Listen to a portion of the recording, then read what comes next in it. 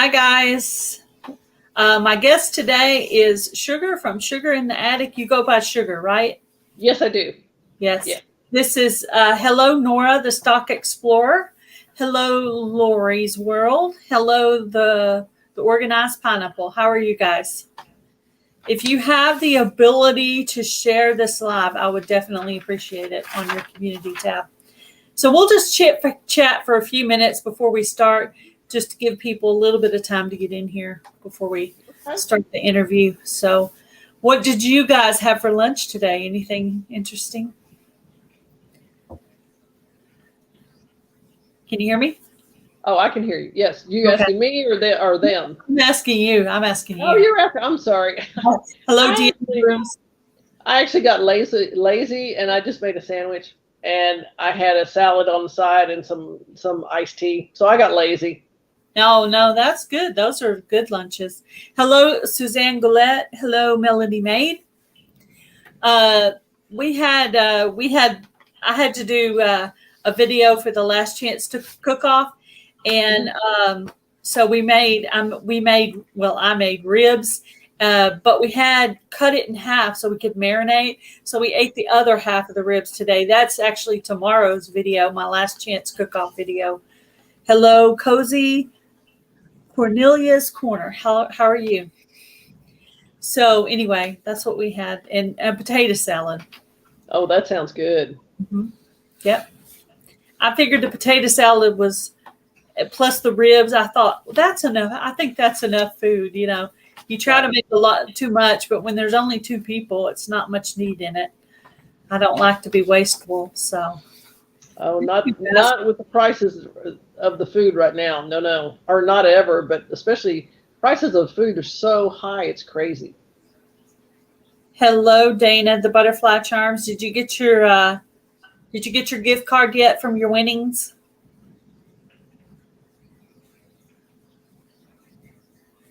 I have a couple of mods in here today. I don't know if they're still here. Nora or Lori's World, say hi if you're still here. Lori's World's probably cooking. I think her time's a little bit off. Oh, you haven't got it yet? Well, you should get it pretty soon, Dana. Well, they do got a ways to go. Texas all the way to New York. Oh yeah. That's a ways. Yeah. But I did mail it I don't know if I mailed it the next day, but anyway, I just got a tooth out, so. Oh, ouch. I know. I had a root canal that decided to go bad on me, and I haven't posted anything on my channel or anything. I was just trying to heal and try to figure out how to eat on my other side, instead of the side the tooth got pulled. So, hello, Autumn. So glad to get it out, and on the ribs, I was trying to cut the meat off. Mm-hmm. We were normally I wouldn't be trying to eat something like that with just having a tooth pulled, but we had it in there and we didn't want it to go bad, so we had to go ahead and eat it. And sure. I was like, well, I'll just try to cut what I can off, and if I have to, I can just eat the potato salad. So I ate as much as I could and gave the rest to the chickens. So there you go. They just oh, they're like, oh yes, thank you. Yeah, yep. They were real excited about it. Lost your voice. Oh, sorry, Dana. Well, we got 9 people in here, so I'm gonna go ahead and start your official interview. If anyone is wanting to do an interview, you can just email me to the gailsouthernliving@yahoo.com. That's scrolling across the bottom of the screen right down here. Hello, Doreen's Food Prep Resource. And it could be any genre. I've interviewed people with all different kinds of genres. So I did read your little about section on your page today, and I had read it a few days ago too when we agreed to do your interview. So how did you come up with your channel name? Well, in the Cold War, my parents and my extended family stored sugar in the attic, literally in 50-gallon galvanized trash cans. They also stored coffee, because those were the 2 things that in the Cold War they said, oh yes, those are going to be the shortages. And so it was a big family joke, and we would always point to the attic after the Cold War was over, when we were kids. We'd point to the attic and just laugh and go, "There's sugar in the attic." Sugar in we, the we thought our parents were crazy. There's like, who does that? But they left it there. And they left it there about 7 years ago. My cousin moved in her family home, and she was looking around, and she said, "You won't believe what's still up here." And I said, "The sugar?" And she said, "Yes." So she sent me 3 5-pound bags of sugar from the early 1960s, from the Cold War. And it was in perfect condition. It was still in the bag. They didn't do Mylar back then. And of course, you don't put oxygen absorbers or anything, but it was probably 170 degrees up there, but it was perfect. Hi, Ariella. I try to keep it stored myself, and I try to put mine in. I usually put mine in mason jars. This is like the bigger size mason jars. Somebody asked me, they're like, "Why would you buy such big mason jars?" Well, to store sugar and flour in, and I've not used oxygen absorbers or anything yet, even though I really want to try that someday. But I try to keep mine in glass just to keep it good longer. But even if sugar gets hard, you can still crunch it down and still use it. So. Yes, I never put oxygen absorbers with sugar or with salt. Yeah, I think it's sugar, like a rock. Yeah, it'll turn hard. But those half gallon mason jars, I love those things. It makes it so much easier. You just put rice, bean, whatever you want to put in there. You put one oxygen absorber in there and close it up and forget about it. It's in glass. That's what I like. Yeah. I try to buy them once in a while, and of course, my small town doesn't have a lot of them, but I try to buy them when I think about it, and I think it's a really good idea. Mm-hmm. So I did know the answer to that question, but I wanted you to answer it.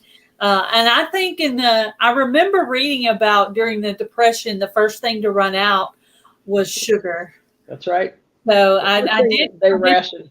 Yeah, I remembered that. So I was like, when I started the prepping, I actually started prepping around I always kept a pretty stocked pantry, just because I don't like to have to run to the store for every little thing. If you need cream of mushroom or cream of chicken, I like for it to already be there, or your chicken broth or whatever. You're going to make a soup. You don't have to go out. You can just use what you have.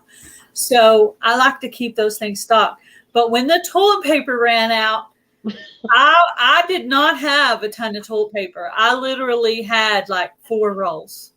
Wow. Almost ran out before our store got some. And then I'm still under the rule now that even if I don't need it, I try to buy some every payday. My cat. Oh, you have a cat too? Well, yes. Liza's in the other room, so she can't get out. She's in her room. Hold on 1 second. I want to see if I can take care of them real quick. Sure. Come on.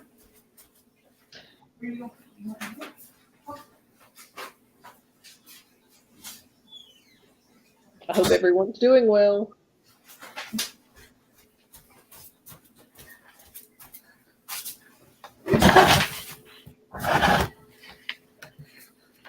Oh, sorry. I knew he would keep whimpering away. So that was my boy cat. That's Bright. And then I have Curly Sue is the youngest, and then I have my mom's cat that she was going to get rid of, and her name is Baby. Aww. And then I have a cat outside, and her name is Miley. So technically 3 inside and 1 outside. So we have 4. Oh wow! See, I just have 1.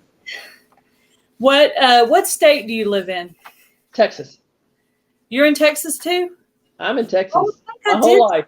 I think I did. What's the big city close to you? I don't give that out. Oh, see, yeah, I understand. I mean, we live like an hour from Abilene, and we live like 2.5 hours from Dallas. But we're really actually very far from all of that. Oh, yeah. Live like in a little small country town. Country, but kind of, it's just a small town. I don't know that it's necessarily loaded up with farms or anything. It's just a small town. I understand a lot of people don't, and I have a PO box on my channel, and I tell them, I'm like, well, maybe that's the city I live in, or maybe that's the neighboring city. That's right. Don't really know. So, and also people's channel names, you don't know if that's really their name either. So that's right.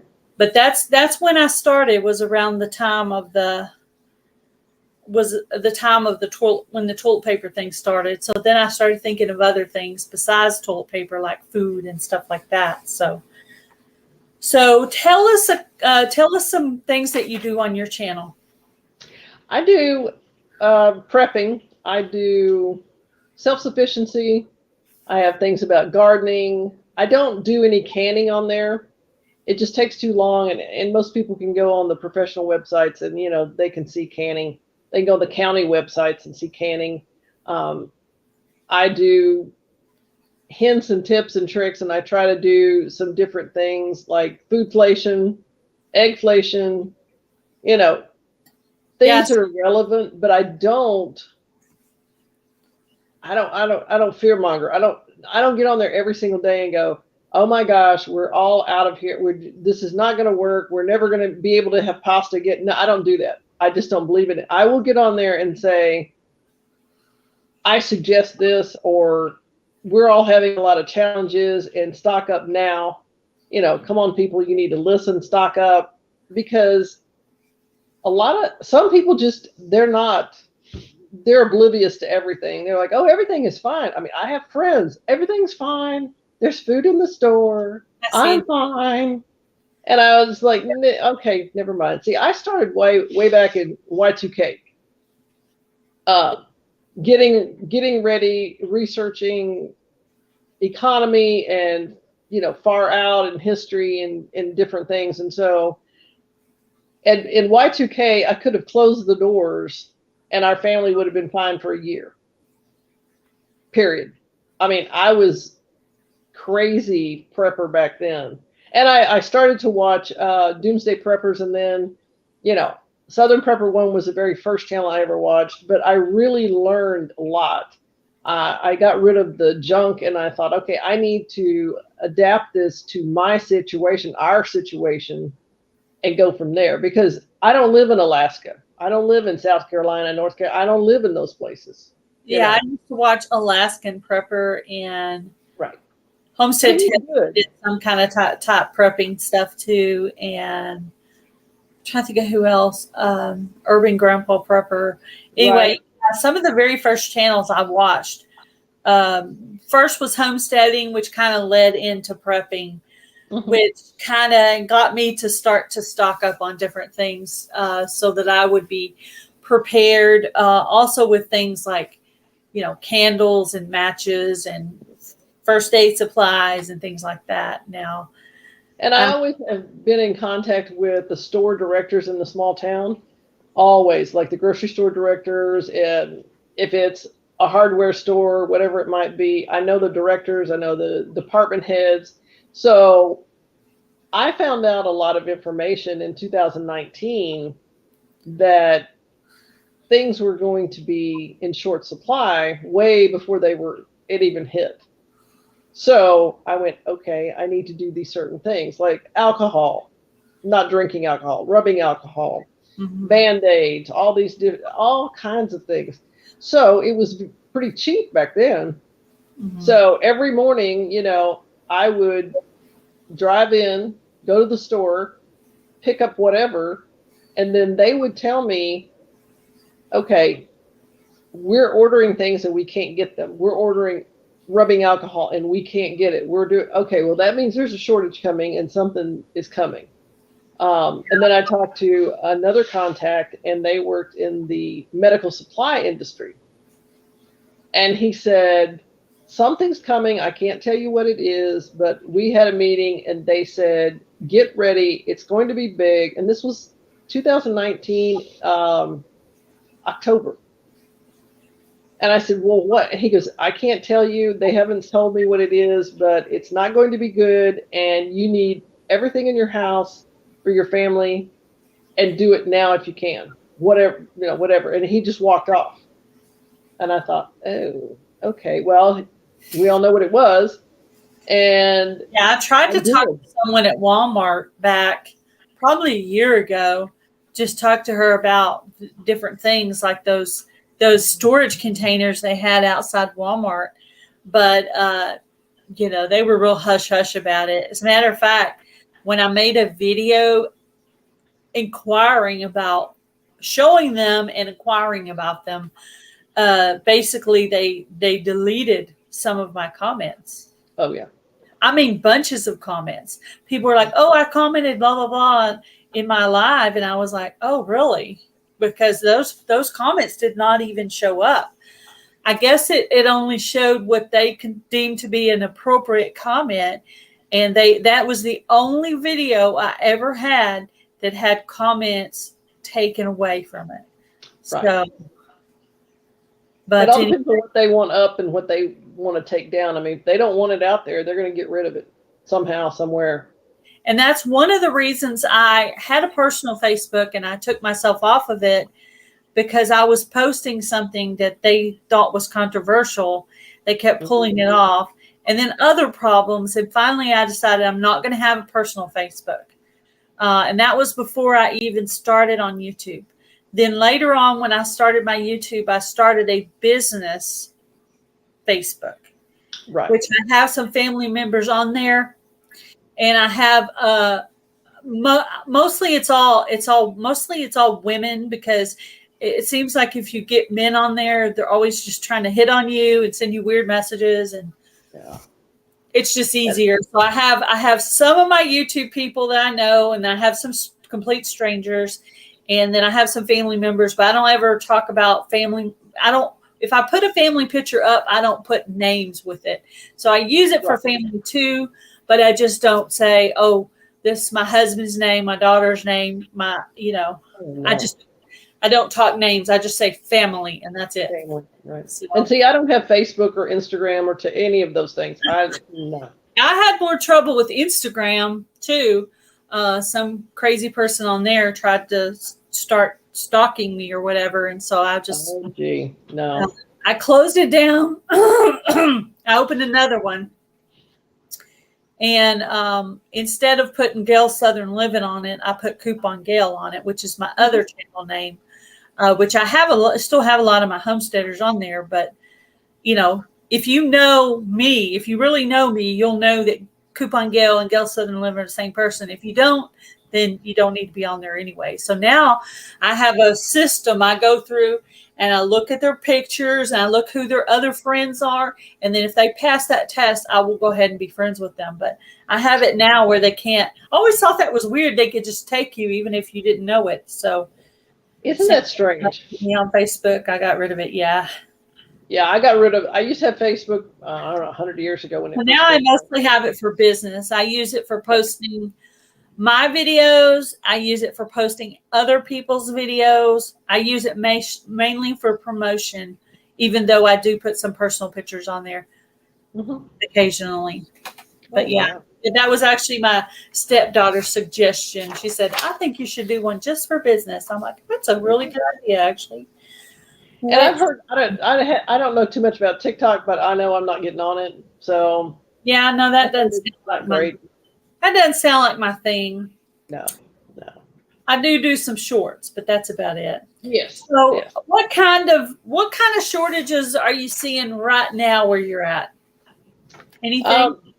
Yes, there are shortages with pasta, granola bars, olive oil, some vegetable oil, wet cat food. Now the dry cat food is there, and I go to a few different stores and I checked, and they just can't get it. I mean, every once in a while they'll get some, and I buy it all, of course. I mean, that's what she eats. I'm going to buy it. I need to have it. Yeah. Excuse me. But dog food is fine. We've had some weird pet food shortages around here too, at Walmart and at Tractor Supply. And I don't use the wet cat food for my cats, but I do keep it on hand as backstock for my chickens. because I feed them that like sometimes in the winter. So I use that as back stock for my chicken. So I do buy some, like when I go to Tractor Supply to get something, I'll stock up for them as well. And I'll just grab a few cans and put it in my utility room just to keep on hand for them. That's kind of like my prepping for my chickens thing. Right. Now, I have seen shortages in the human food aisle. I've seen, peanut butter is still shortage. They have jelly, different jams and jellies are short. Mm-hmm.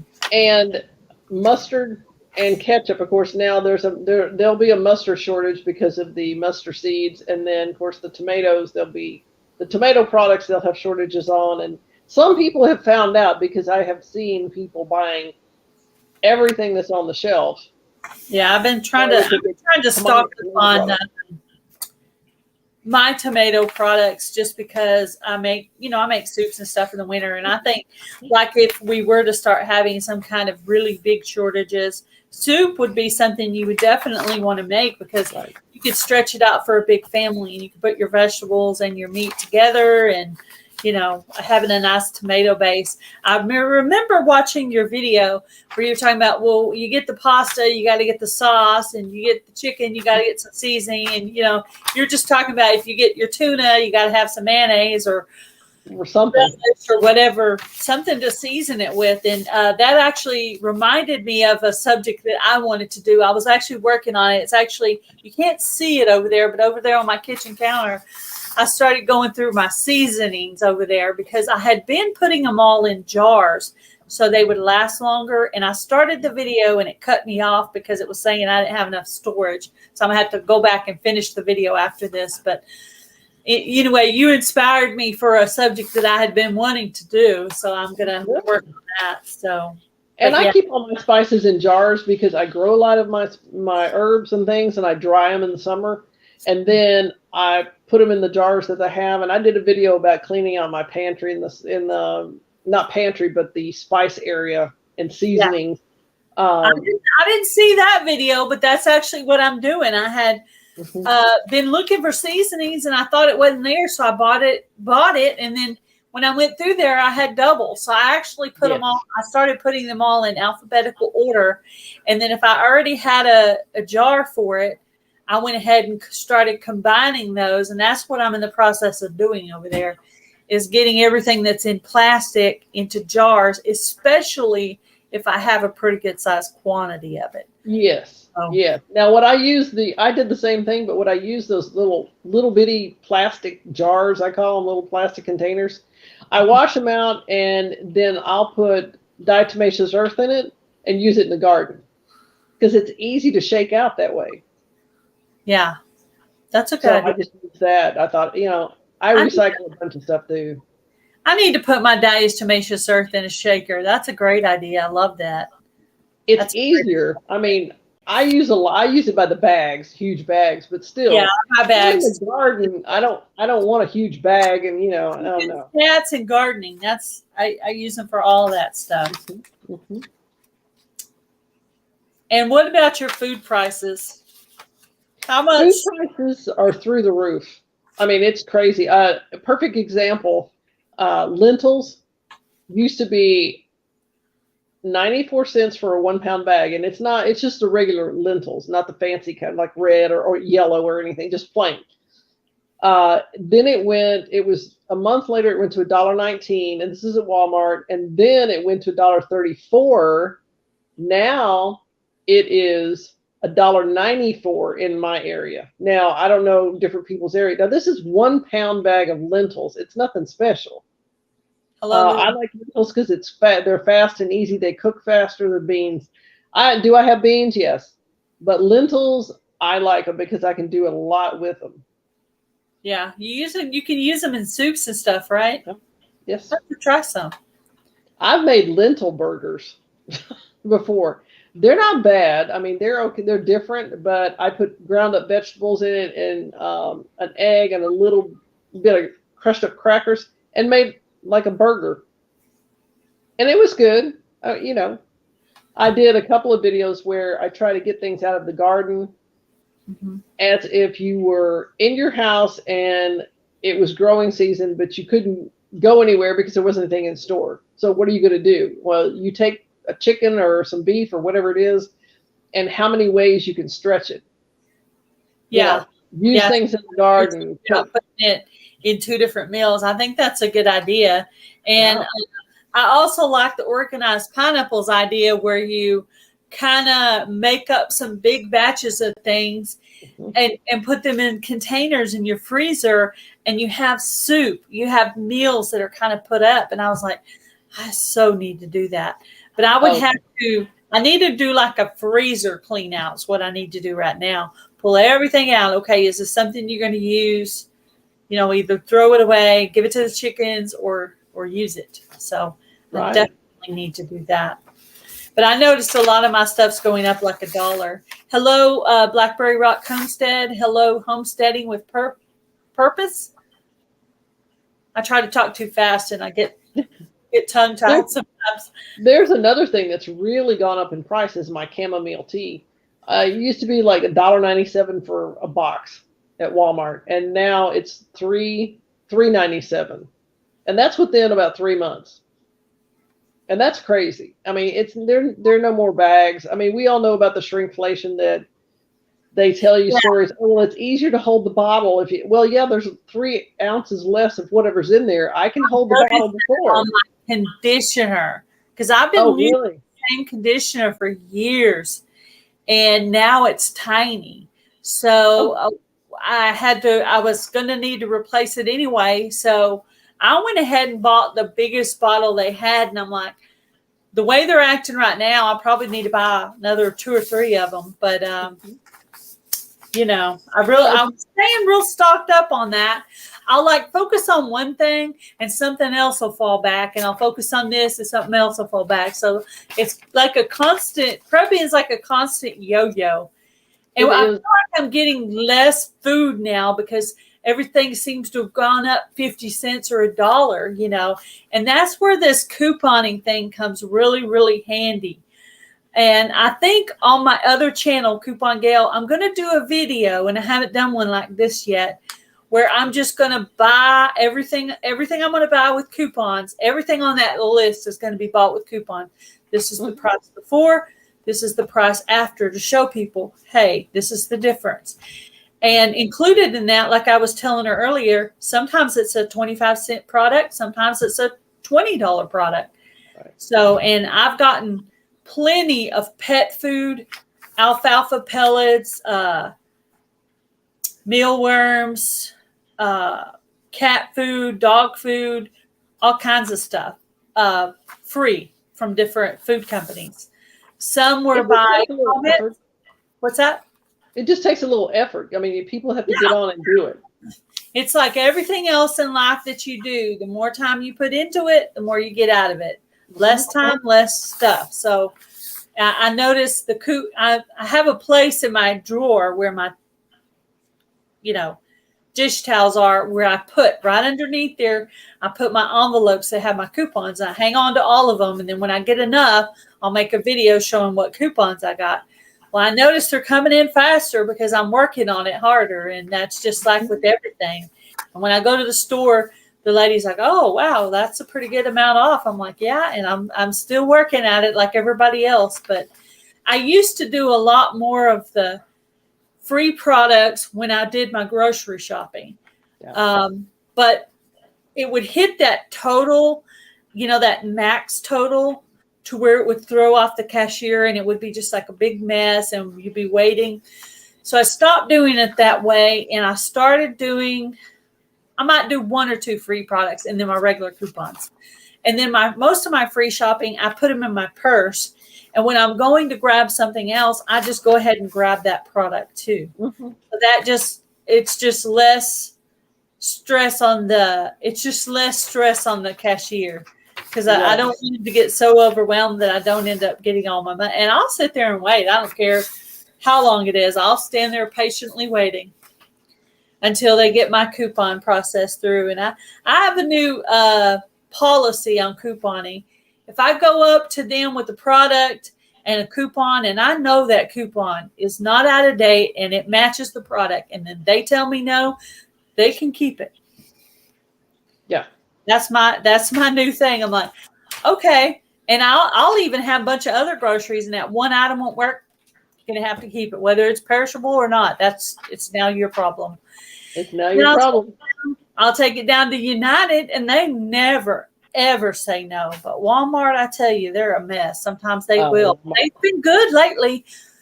I don't know why, but they've been good lately, and they've been putting them all in. But United has never ever once ever said no. But Walmart, I didn't use. I used to use coupons at CVS, at the big name stores. I didn't use coupons at Walmart because I ran into crazy people. And I'm sorry, that's what I just think. And it was the exact product, like the picture on the coupon. It was the exact thing. It was in date, everything. I had one coupon for that one item, and that's it. I didn't have any other coupons, period. And they're like, well, we can't take this. And I had the policy with me, and I said, well, I need to talk to a manager then. See, that's me. I want to talk to a manager, no problem. And he came up, and he's like, oh, I said, okay, look at the picture, look at the coupon, look at the product.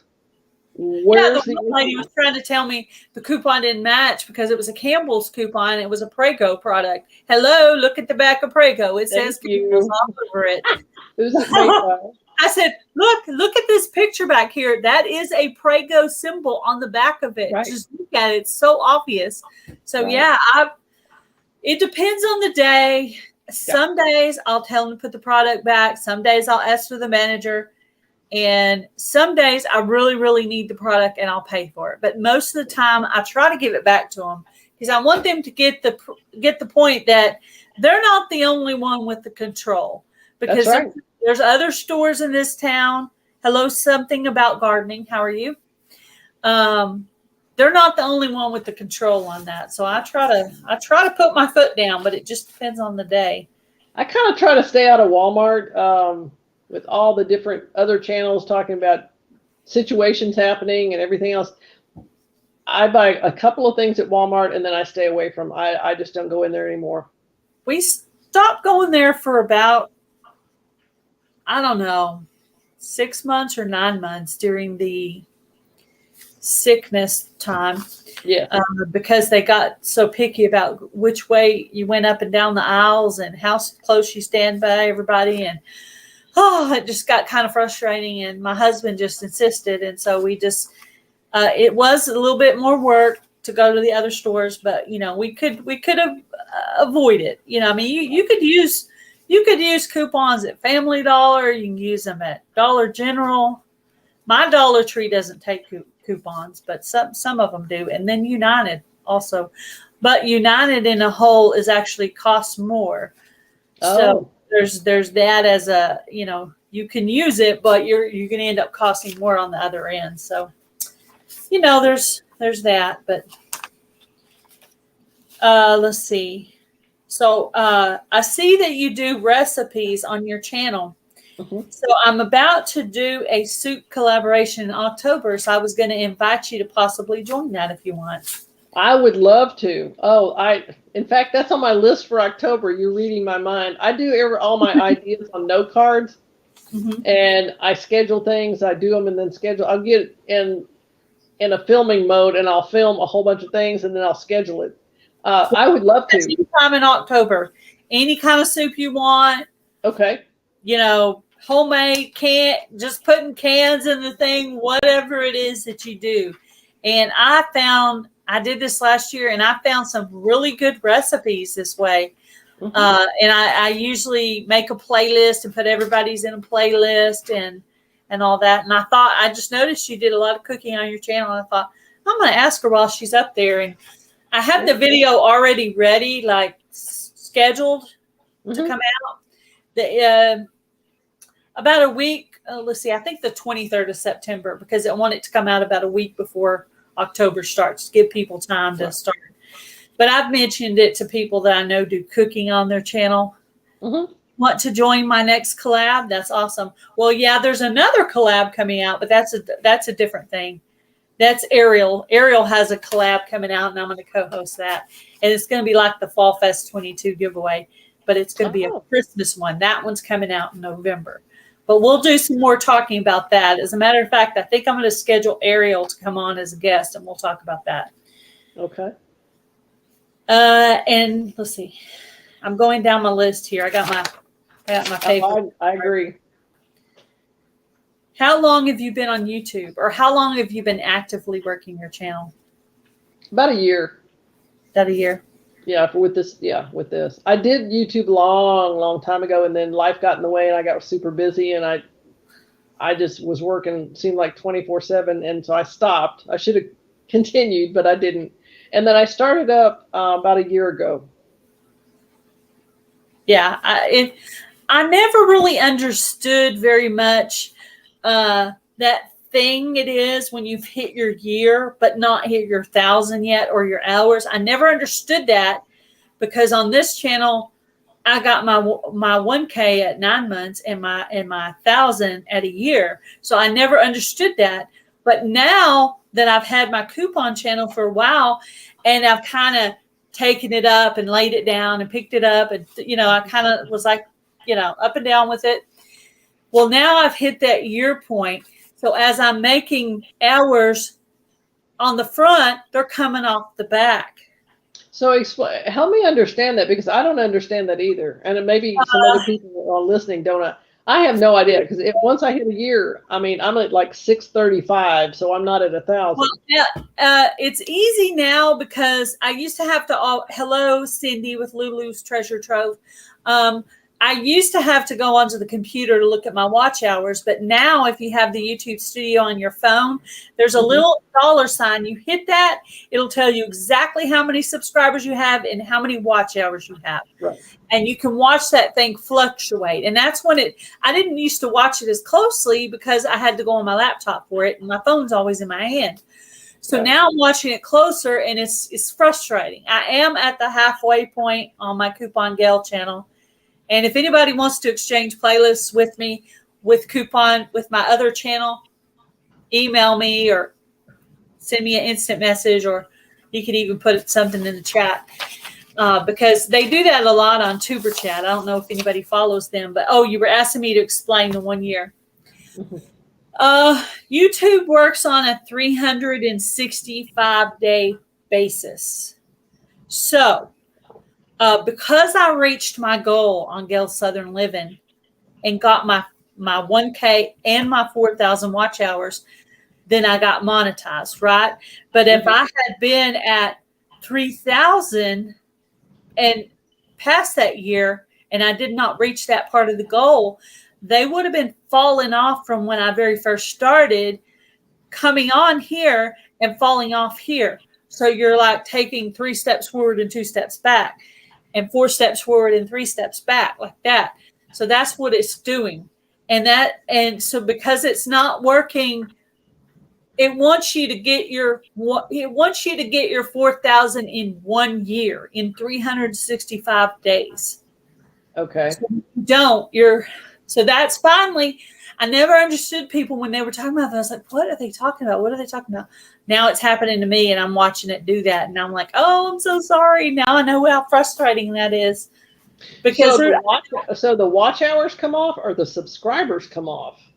And does YouTube take off watch hours? Watch hours, yes. Watch hours. Why would they even, why? Because they don't want to pay, or what? I don't understand. They want you, I don't know. I feel like this is just me speaking from my own mind. I feel like YouTube wants you to attain that goal in a year. Well, I would love to attain that goal in less than a year, but if you don't, it seems like, and help me understand if I misunderstand, what you're saying is you're chasing your tail. You're never going to catch up, because they keep taking the watch hours, and you.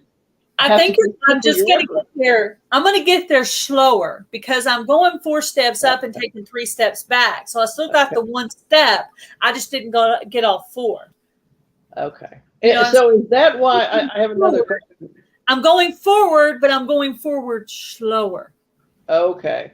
So I have another question. Is that why some people quit, like delete one channel and then they start over, and then all of a sudden they have 5,000 subscribers in, a month. And so they just keep adding like crazy, but they're using the same video. Because I've watched a few, it's like they're using the same videos, but it's a different name a little bit, not much. And they grow really fast. I heard that YouTube wants you to grow within 3 months. They want you to grow to 1,000 subscribers and 4,000 watch hours. Well, everyone would want to do that. I don't think 3,000 is an attainable goal. Right. That's I call it, well, I think some of that, getting a bunch of numbers at one night, it could be so many things, okay? It could be they hit the short shelf lottery and they put out a short that hit the big time and lots of people subscribe to them. It could be the short shelf lottery. That's one. Also, they could have got an endorsement or shout out from a big channel. I mean, a big channel. And that, and I know one that recently their channel grew like that. Also one that was involved in a television, a person with with big backing of knowing certain people. Okay. So it could be circumstances like that. Back in the day, and I haven't really heard of it recently, but back in the day, a lot of these prepping channels would do these love raids, right?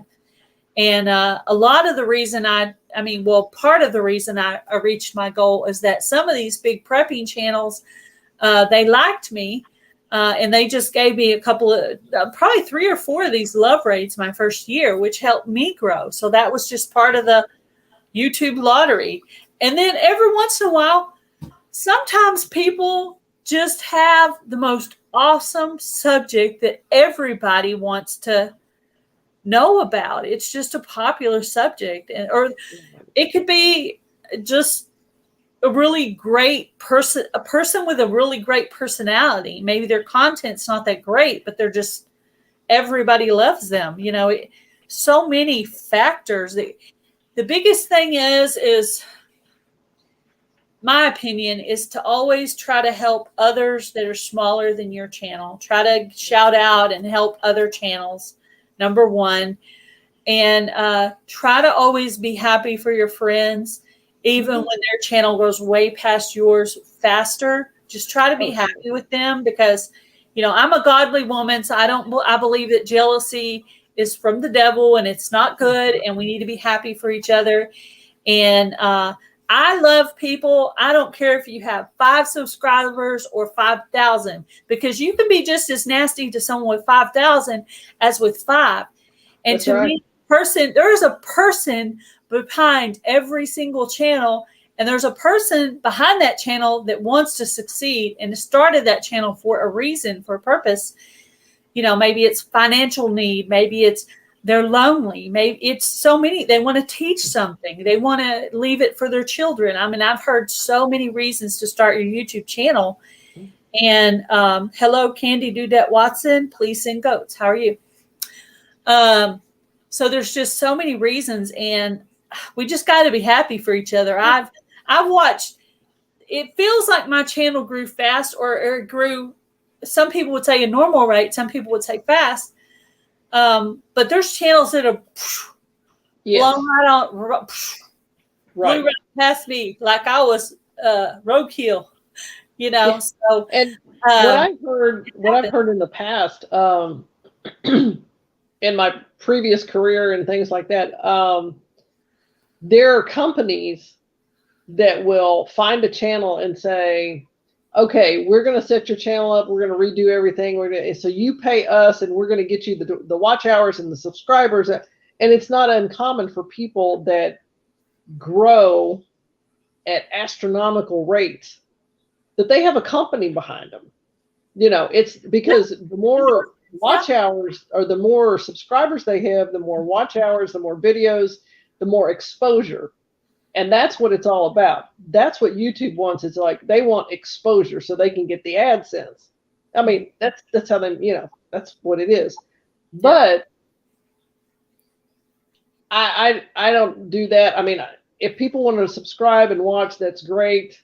Would I love to be making money on YouTube? Of course.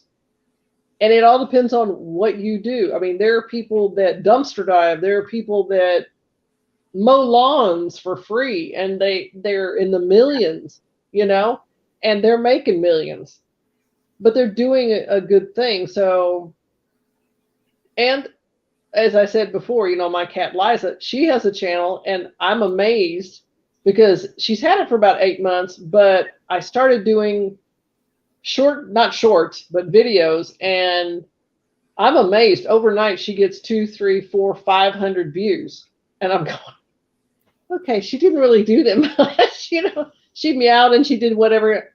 People love it. Yeah. So it just all depends on what it is. I mean, there are some animal channels that in 3 months they have 500,000 subscribers. Yeah, that's why I try to do a combination of lives, regular videos, and shorts, and they're all different. They're all different followers. Some people, they only come to my lives. Some people, they only watch my videos, and some people just subscribe to me because I have a cute cat or a cute chicken or whatever. And it's just different people. And maybe those people that watch my chickens outside aren't watching my regular videos, and that's why your numbers of how many people you have and your videos aren't, because the people subscribe to you for different reasons. That's right. That's right. I felt like I was not going to ever hit my 2K, but then I had this Fall Fest 22 giveaway collaboration, and boom, boom, boom, boom. But yeah, I mean, there's a lot of people that believe, that's not a good idea to do giveaways to try to promote your channel.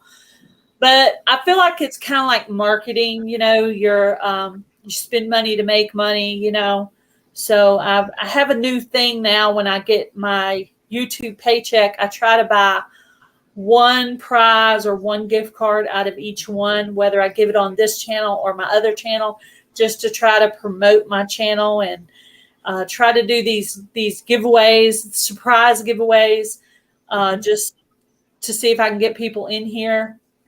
And, and you never know when I might do a giveaway. It might be at the end or the middle or the beginning.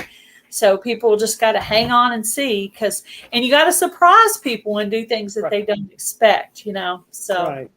And what I'm trying to do on the channel also is, like, I put up a lot of cooking videos or in recipes, things like that, because go to the prepper pantry and find something and try to make a meal. Okay, that's what we're going to have to do. Maybe in the future, it's going to be a challenge. So people could write it down, or they could keep it, and they might say, oh yeah, I need to do that, and buy in meals. Don't buy 1,500 cans of corn and you don't eat corn and you don't know what to do with it, and that's all you have.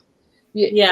You go to your pantry and you have tuna fish and things to go with it, and make a meal, and go from there. And I agree, it's 100% marketing, whatever it is. I'm trying to put things out there that everyday people can use. Yeah. Just everyday normal people. If they find, corn or tuna or whatever it is, what can I do with it? Yeah. Try to have a plan. Have you done any collaborations on your channel at all? I have. I did one with the Organized Pineapple on oatmeal, and it was great. I mean, I loved it. And it was 5 days. So every day we had a different thing to do with oatmeal. And I did steel cut oats because I eat steel cut oats and my family does. And I did different things with steel cut oats. And some of it was a twist, and y'all can watch that. And it was fun. Yes. So your collab, is it one recipe that we're going to do, or is it like a week? Or you can do one, or you can do 5. Okay. Whatever you want to do. I'm kind of leaving it open. Sometimes it's nice to have a collaboration to join, because you were just sitting there thinking, what am I going to do for a video this week? And you just don't have anything planned. And it's good to have a collaboration. Like tomorrow, my Last Chance Cook-Off video will be coming out tomorrow. And it's good just to have those collabs to join. And it gives people a playlist to go through if they're looking for soups or something. Like, oh, Gail Southern Living had that soup collab. Let's go over and see if they have any good soup recipes. Mm-hmm. So, you know, like Last Chance Cook Off, they have all those in a playlist. If you're looking for a good barbecue recipe, you can go down there and find all the different ones for pork and steak and chicken and all kinds of stuff, pizza, and full of different stuff on there. And so it's really cool. I like joining the collabs. But yeah, you can do 1 or you can do 5. It's totally up to you. And it's not a specific day or time. It's just anytime in the month of October and November. Basically, I like mine to be easy and open for everybody. So, but now that you can get that ready. So I see that you do gardening. Yes. What's your favorite vegetables to grow in your garden? Peppers. Any kind of peppers, especially the different kind of hot peppers. And I have some short videos and I have some regular videos on that. I grow herbs and everything else, but for some reason in my area, my pepper plants, when I plant them, and it's every year, they're 6 feet tall. And I get hundreds and hundreds of peppers off of one plant. I don't spray anything with chemicals or any of that stuff. I might use diatomaceous earth on squash, but other than that, I've never sprayed anything or killed the, if it's a weed, I pull it, Yeah. And the peppers went crazy. I mean, it was amazing. I was amazed. I would walk out there and go, what's going on? Why are they 6 feet tall? What do you think? What do you do to get your soil ready to grow such awesome peppers? I need some advice there. Because I'm not having some good pepper years. Does it need loose soil or packed soil? Does it need to be composted with manure or kitchen scraps? I mean, what do you do to get your soil ready? Like right now, say if you're going to plant in the spring, what do you do to get it ready now so that your peppers grow like that? I mean, what's your secret? Well, we've been here about 30 years, and I shred all my leaves from the trees, and I've got 145-year-old trees. I shred all the leaves and I leave them in place. Now, every year, what I do is I put down all the shredded leaves, and then I put down cardboard, and you take off the glue and you take off the tape because that draws bugs, and you put down just a regular piece of cardboard, like free cardboard you get at a store. You put that down, and then you put leaves, grass, whatever you want to put over it, and then I wet it down and I just leave it. And then the worms come in and they're happy. They eat and do their job and everything. So I get worm compost for free, fertilizer, so to speak. And in the spring, what I do before I plant is I just till it under, and it's dirt. It's just black gold. It's great. And I plant. Now I've planted some peppers and some other things I thought it was pretty bad soil. But when I was taking the peppers down last season, they were like trees. Usually you just go and you'll pull up your pepper plants and they just come up. Oh no, I had to get loppers and everything else to cut them because they were so thick, the stems. It was like a miniature tree because they were 6 feet tall. Wow. I remember every morning I would go out when they started to produce, because they have their little season.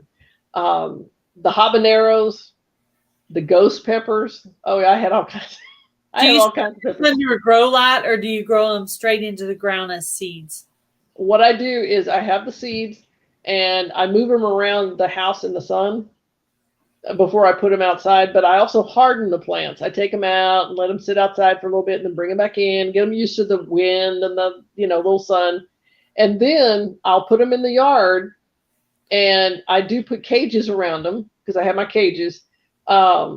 They don't work. They just fall over because they're 6 feet tall. But all I do is water them, but I water once a week, and I make them go find their water. Now, obviously, this drought that we had, some of them made it, some of them didn't, because I was watering all the time. The only thing that I will put on the plants, and I only do it once a season, a growing season, is fish emulsion. Mm-hmm. and I water it down. I put a tablespoon into a gallon, and I know you're supposed to put more in there, and I do it once, and that's it. I don't feed them anymore. They have to go find their stuff. They have to go find their nutrients. But the ground is so fertile by then. Because like I said, I've done this for 30 years. Yeah. So I don't get my soil tested. I'm sure maybe I should. I don't add all these fertilizers. I don't use any chemical fertilizers. I don't spray. I mean, I don't do any of that. I guess I'm a lazy gardener. I don't know. But it works. I mean, I grow huge amounts of food in here. That's awesome. I'm gonna have to try that. You know? Fish emulsion. I'm gonna have fish emulsion, and the cheapest place to get it in the cheapest size. I don't even know if Walmart still has it, but Walmart has it. It's a it's a gallon, and it was $9. I think it was $9.97. And it's concentrated. Now, does it smell? Yeah, it smells like fish. So, yeah, it's not pleasant. But you dilute it so much, my opinion is don't buy the quart because it's $9.97. But the gallon right next to it is $9.97. Yeah, and you're getting more. So, yeah, I buy the gallon. Yeah. I'll have to write that down because I need a little. I used to do really good with my jalapenos, and all of a sudden I'm not doing as well. So I figured I must be doing something wrong. Now, do you rotate crops? I do some rotating of crops.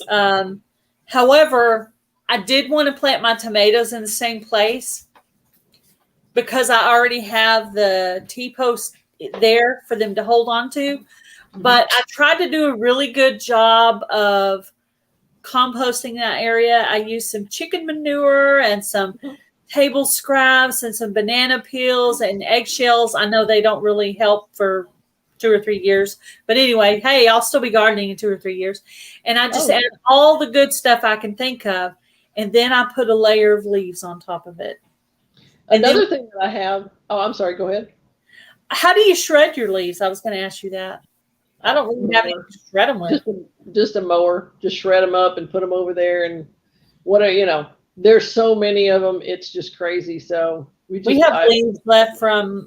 We had a real bad hailstorm in May, and I paid my daughter to rake them all up, and she put them into leaf bags. And so I'm already getting my garden ready for the spring now. Oh yes. Trying to get everything ready, but I don't really have a way to shred them.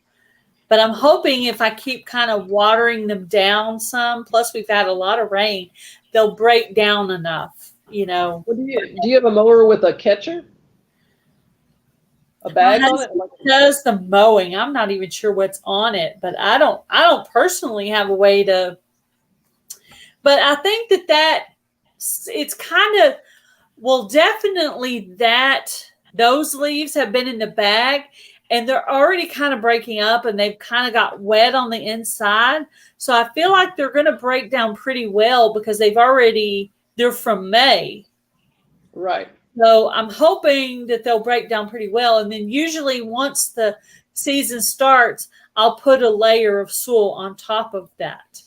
And hopefully those leaves will be broke down. We'll see. And see, I don't buy any soil at all. I mean, I haven't bought soil in about 30 years. Whatever I have, I just continually put the leaves on there. I till it under. I put the cardboard on there. I'm a real frugal gardener, but because I don't believe in certain brands of soil. Yeah. And I don't know where it's coming from, and I know what's in here because I haven't sprayed anything. That's all. Yeah. That's all I can say. I haven't sprayed anything on it, and I don't buy compost in the store because I don't know what the cows ate and what hay they ate and what was sprayed on it. It's like, oh no. I use my own chicken manure, so. Oh yeah, that's good. For my own, that I know what they ate and what I fed them. So. Right. And I don't do a compost pile with chicken scraps or not chicken scraps, kitchen scraps or anything. I have too many critters. Yeah. that wildlife that comes along, and I don't want to draw anymore. So I Yeah. just don't do I don't that. want to do that in the spring because I don't want to draw all that. But since I'm doing it now to kind of let it rot in there, and then I've covered it all. It's all covered right now with leaves. Each section, as I finish it, um, I cover it with leaves. And then if I need to, I can either pull the leaves off or I can just put a layer of soil or just till it up or whatever. I'll figure it out when it gets that time. But it's kind of how I did it a couple of years ago, and it was pretty successful. So I'm hoping it'll work for me again. We'll There's see. another thing that I didn't plant it, but it's clover, and it puts potassium back into the soil. Clover. And showed up one day, and now it's everywhere. So it's growing right now, and then it dies off, and then I till everything under. And even in the spring when I plant, I'm planting in between clover. It's still growing. So I don't need to add potassium because that's what you could buy red clover seeds or whatever. I don't even know where this came from. It just showed up one day, and I went, okay, here, you can stay. I think I have clover in my yard. I'm pretty sure. But the leaves are huge. I don't use any, I try not to use any plastics. So I don't put it in a bin or whatever it might be. I just, when I catch it, then I'll just have everybody take it, and after they mow, then just dump it in a certain area, and, it'll even it out. And then I water it in and things like that. Yeah. I have a compost pile, but I know it needs longer before it's ready that I've been adding to. Probably need a couple of years on that. So right now for next year, I've been doing kind of like the compost in place kind of thing. Right. But I have my pile over here and my pile over here that's going to be ready someday. But it's not yet, but I do have some in the works. But we'll see how it works for next year. But I did hear that you're supposed to water it. You're supposed to water it and help break down the stuff that you put in there. So we'll see how it works. It has to be a certain temperature to compost. Certain temperature? Right. I mean, when I had a compost pile a long time ago, then I would actually take the temperature of the compost pile. I was like, this is too much work. I'm not doing this. I'm just doing it. What it needs to be warm, basically, is what you're saying? Yeah. Even in the winter, it'll compost by itself and create its own heat by what you put in it. But I just found out that one time I did it and I had to take the temperature of the compost. I was like, I don't have time to do this. Forget it. I'm throwing it over here in this pile, just even it out. And now that's a garden. Till it under in the spring and forget about it. Yeah, I don't have the rabbit or the goat manure. I just have chicken manure. But I did hear that rabbit manure is really good. Oh, yes. Yes. But I actually just cleaned out my chicken coop the other day, and I put it straight onto my squash bed where it's going to be for next year. And I did rotate from the raised bed over here to the raised bed over here for my zucchini. Where I had it this year, I'm going to put it in a different place. But don't want to lose my tomatoes because I already have the T-post in there. So I just tried to compost that as best I could. And I'm hoping it'll be okay because I want it to stay there since I have the T-post. I don't want my husband to have to keep pulling up those and moving them everywhere. So now you're going to have the collab video up tomorrow, did you say, or next week? On the soup, I'm going to put the collab for that. I'm going to put it up the 23rd. The 23rd. Okay, I'll need to write that down. The videos are going to start October 1st. Okay, October 1st. If you had one already pre-made, if you know how to schedule stuff, if you had one already pre-made, you could have it come out. Go ahead and have it come out the 1st. Okay. That'd be awesome. I plan to have at least one video the first day of it myself. So. Oh, definitely. I have my first suit picked out, but I don't have my second one picked out. Right. Oh, yeah. I like suit. Yeah, me too. Me too. I've already done all the ones that I normally do, so I'll probably be trying to find a recipe to put on. I'll be looking for something new, which is good because recently I just did a video for cornflake chicken because I had leftover cornflakes from a different recipe. And I was like, I'm so glad I tried that because that was so good. I've done that for years with my kids and yeah, I've done that. That's the way I used to do it. I don't do breadcrumbs. I just did crushed up corn. I've heard of it, but I've never made it. I've never ever made it. But I was like, oh, that's so good. It was so crunchy. I was like, man, I want to try it on pork chops. I want to try it on fish. Oh, it's good. I want to make some little chicken nuggets out of it. But yeah, it was really good. I really liked it. I'm gonna take my cornflakes and put it in one of these mason jars. So now that I know I like it for breading of meat, I'm gonna be doing that a little bit more often. I think it's really good. Oh yeah, those cornflakes good for a while. That's right. Keep them nice and crunchy. Well, it looks like we're coming up on an hour, or we're a little bit past an hour. And usually the last question I always ask is, do you have a question for me?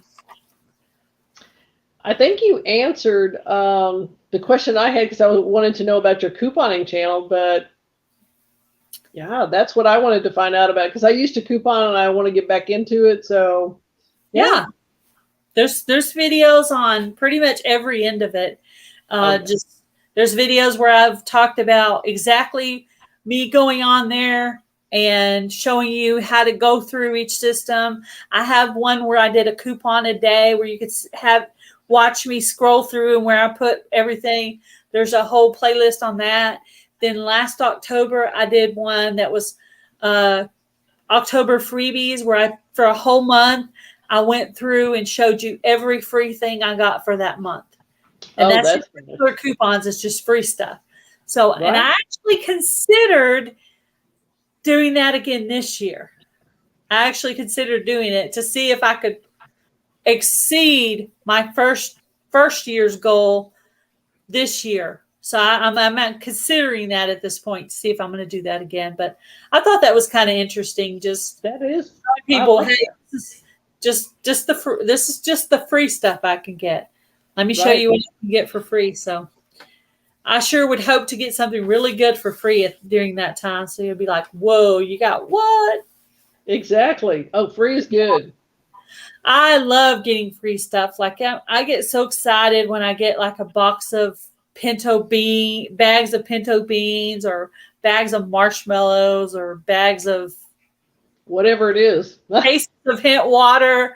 I mean, it's all kinds of good stuff. And a lot of these stuff are stuff you can prep with, beans, water, stuff like that. So it's really helpful stuff. So definitely check it out and see if you can, get some coupons going so you could use those for prepping stuff. So I have some more spots available in October for interviews. If anybody's interested, if you will email me at the email that's going across the bottom of the screen. And I have coming up Melody Maid, Hunting and Stuff with J&J, Micro Farmer is going to come on. Who was the other one? Oh, the Inquisitive Farm Wife. And yeah. And then I think I have a few more I want to set up. But if you're interested in coming on to promote your channel, if you will send me an email, I'll get that set up with you. So thank you for coming up with me. Enjoy getting to know you. Yeah. Thank you so much for having me this afternoon. No problem at all. And I have linked Sugar from Sugar in the Attic. I have linked her channel in the description box of this live. So if you guys will go by and check out her channel, and let me throw your link in the description box real quick. Thank you. I appreciate that.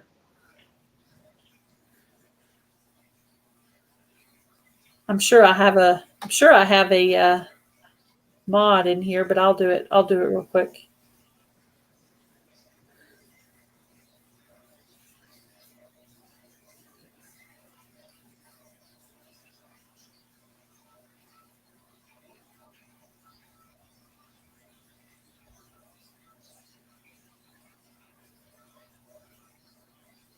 Okay. There we go. So if you guys aren't friends with Sugar from Sugar in the Attic, please click on the link that I put in the comments in the chat, and go by and watch a video, watch it all the way through, and make a comment so that your friendship with her will stick. Thank you for coming up. I appreciate you. Thank you so much. I'll see you on the Soup Collab.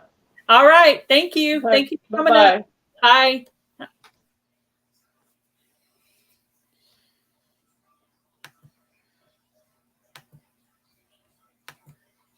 All right, guys. Thank you for coming in. I am going to go ahead and go at an hour this week. I'm getting a little short on my watch hours, and I need to conserve them for doing some lives on my coupon channel because I'm trying to get my watch hours for that channel. So thank you so much for coming by. And I hope I said hi to everybody in the chat. Hello, Nora, the Stock Explorer. I don't know if I said hi to you, but hello, hello, hello. And goodbye, everybody. Thank you for coming in. Have a great day, guys. Please check out Garden State Gardener at 6 o'clock. Bye, everybody.